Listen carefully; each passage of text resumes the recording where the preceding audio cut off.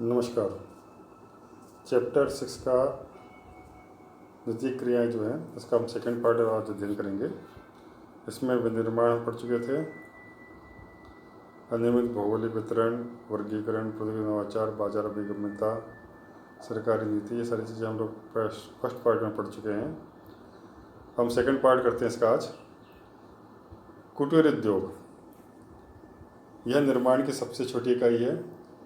Question भी यही आता है कि निर्माण की सबसे छोटी इकाई का नाम बताइए, तो क्या आता है? कुटीर उद्योग। इसमें शिल्पकार स्थानीय कच्चे माल का उपयोग करते हैं एवं साधारण औजारों द्वारा परिवार के सभी सदस्य मिलकर अपने दैनिक जीवन के उपभोग की वस्तुओं का उत्पादन करते हैं। तैयार माल का या तो वे स्वयं उपयोग कर देते हैं या स्थानीय गांव के बाजार में विक्रय कर देते हैं। तो फॉर एग्जांपल के लिए कुटीर उद्योग में आप लोगों ने देखा होगा कि घर की बनी हुई वस्तुएं जो अधिकतर वो काम में आती हैं, मटके हैं, सुराही है, हाथ से बनी हुई अन्य सामग्री है, तो ये सारी चीज़ें कुटीर उद्योग में आएंगी। कभी ये अपने उत्पादों की अदला बदली भी करते हैं। पूंजी एवं परिवहन इन उद्योगों को अधिक प्रभावित नहीं करते, क्योंकि जो पूंजी होती है वो अल्प मात्रा में लगती है, और परिवहन भी क्योंकि वहाँ के वहीं हो जाता है, सामान बिक जाता है, इसलिए परिवहन की भी कोई आवश्यकता नहीं होती। क्योंकि इनके द्वारा निर्मित वस्तुओं का व्यापारिक महत्व कम होता है एवं अधिकतर उपकरण स्थानीय लोगों द्वारा निर्मित होते हैं। इस उद्योग में दैनिक जीवन के उपयोग में आने वाली वस्तुओं जैसे खाद्य पदार्थ, कपड़ा, चटाइयाँ, बर्तन, औजार, फर्नीचर, जूते एवं लघु मूर्तियाँ उत्पादित की जाती हैं। इसके अतिरिक्त पत्थर एवं मिट्टी के बर्तन एवं ईंट, चमड़े से कई प्रकार का सामान बनाया जाता है। सुनार, सोना, चांदी एवं तांबे से आभूषण बनाता है। कुछ शिल्प की वस्तुएं बांस एवं स्थानीय वन से प्राप्त लकड़ी से बनाई जाती है। नेक्स्ट है आपका छोटे पैमाने का उद्योग। यह कुटीर उद्योग से भिन्न है। इसके उत्पादन के तकनीकी एवं निर्माण स्थल दोनों कुटीर उद्योग से भिन्न होते हैं, मतलब थोड़ा सा ये बड़ा होता है। इसमें स्थानीय कच्चे माल का उपयोग किया जाता है। इसमें अर्धकुशल श्रमिक होते हैं। शक्ति के साधनों से चलने वाले यंत्रों का प्रयोग किया जाता है। रोजगार के अवसर इस उद्योग में अधिक होते हैं, जिससे स्थानीय निवासियों की क्रय शक्ति बढ़ती है। भारत, चीन, इंडोनेशिया, ब्राज़ील जैसे देशों ने अपनी जनसंख्या को रोजगार उपलब्ध कराने के लिए इस प्रकार के श्रम सघन छोटे पैमाने के उद्योग को प्रारंभ किए। अगला है बड़े पैमाने के उद्योग।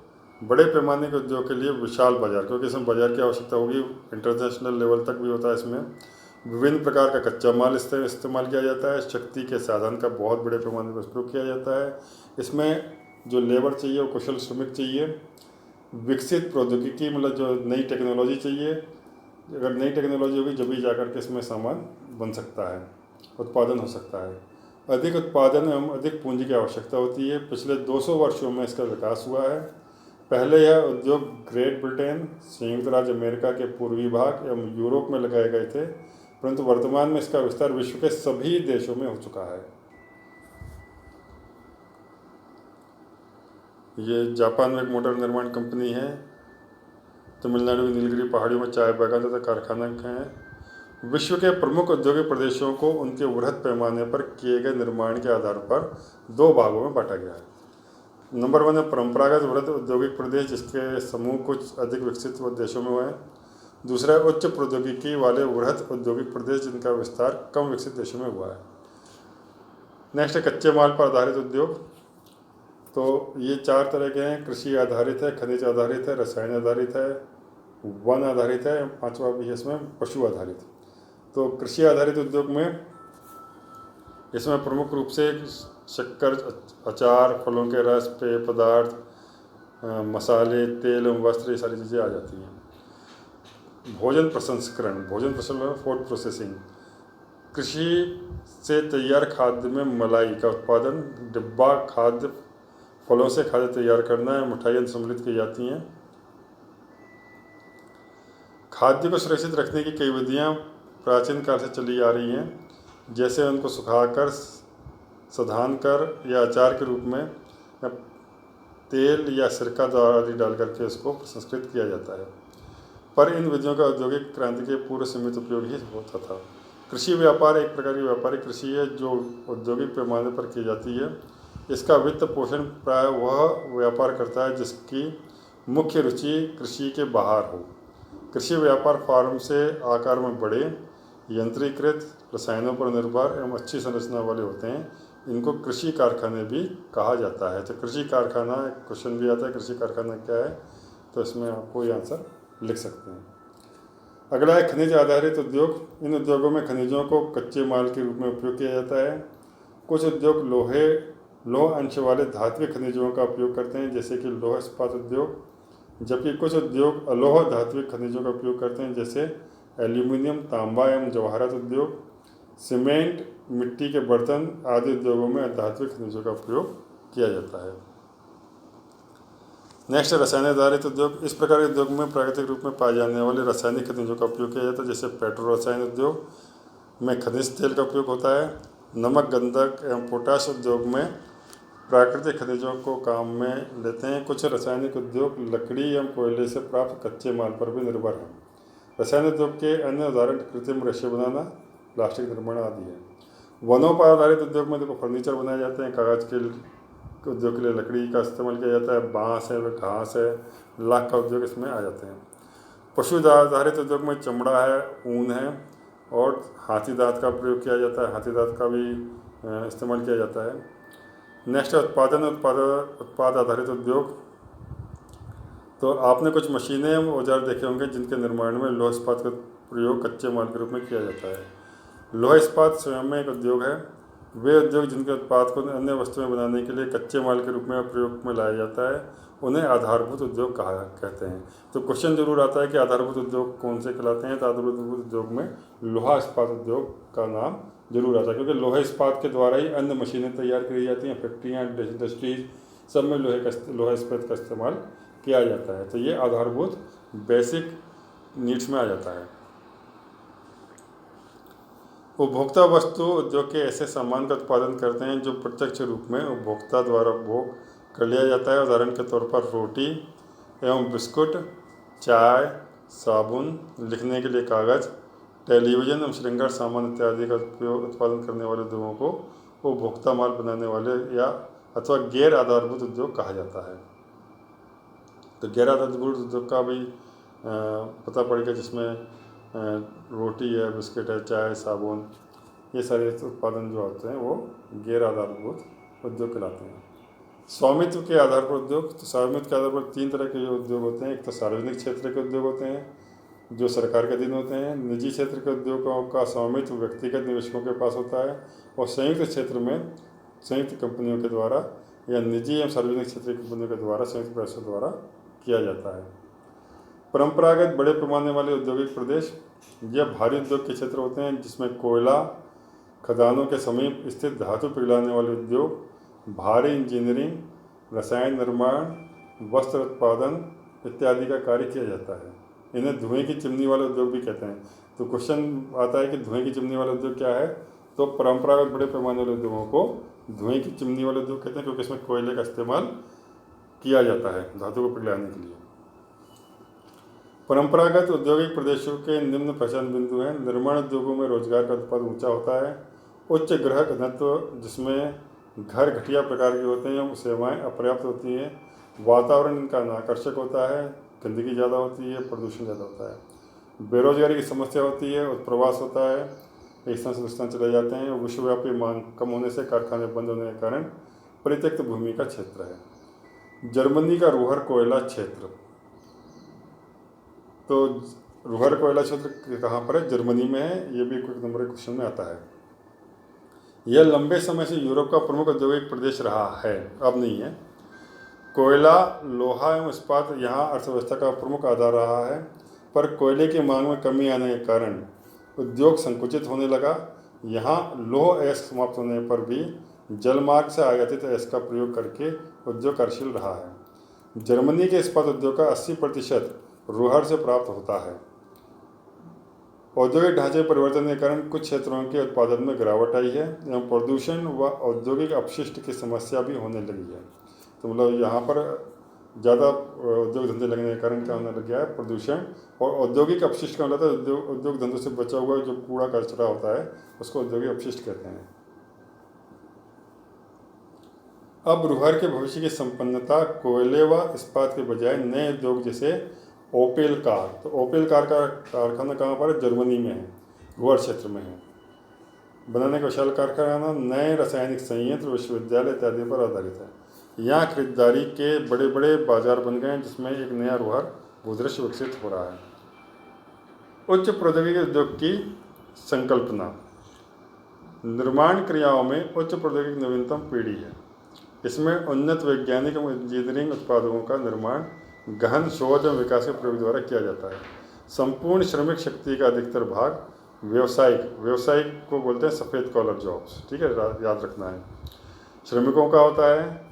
ये उच्च दक्ष एवं विशिष्ट व्यावसायिक श्रमिक वास्तविक उत्पादन, इसको बोलते हैं नीला कॉलर, श्रमिकों से संख्या में अधिक होते हैं। उच्च प्रौद्योगिकी उद्योग में यंत्र मानव, कंप्यूटर आधारित डिजाइन तथा निर्माण, धातु पिघलाने एवं शोधन के इलेक्ट्रॉनिक नियंत्रण एवं नए रासायनिक व औषधि उत्पादन प्रमुख स्थान रखते हैं। तो उच्च प्रौद्योगिकी उद्योग में अधिकतर कंप्यूटर है या इलेक्ट्रॉनिक से बनी हुई वस्तुएं हैं, ये सारी चीज़ें इसमें आ जाती हैं। इस भूदृश्य में विशाल भवनों, कारखानों एवं भंडार क्षेत्रों के स्थान पर आधुनिक नीचे साफ सुथरे बिखरे कार्यालय एवं प्रयोगशालाएं देखने को मिलती हैं।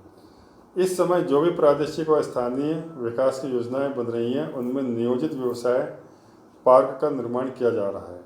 वे उच्च औद्योगिकी उद्योग जो प्रादेशिक संकेंद्रित हैं, आत्मनिर्भर एवं उच्च विशेषता लिए होते हैं, उन्हें प्रौद्योगिकी ध्रुव कहा जाता है। सैन फ्रांसिस्को के समीप सिलिकन घाटी एवं सिएटल के समीप सिलिकन वन प्रौद्योगिकी ध्रुव के अच्छे उदाहरण। तो प्रौद्योगिकी ध्रुव वे कहलाते हैं कि वे उच्च प्रौद्योगिकी उद्योग जो प्रादेशिक संकेंद्रित हैं, आत्मनिर्भर एवं उच्च विशेषता लिए होते हैं, उन्हें क्या कहते हैं? प्रौद्योगिकी ध्रुव कहा जाता है। तो इसका उदाहरण दिया गया है, सैन फ्रांसिस्को के समीप है सिलिकन घाटी, सिलिकन वैली के नाम से इसको जाना जाता है, एवं सिएटल के समीप सिलिकन वन प्रौद्योगिकी ध्रुव के अच्छे उदाहरण है। भारत में भी बेंगलोर है, पुणे है, जो सिलिकन के नाम से, सिलिकन वैली के नाम से जाना जाता है। विश्व अर्थव्यवस्था में निर्माण उद्योग का बड़ा योगदान है।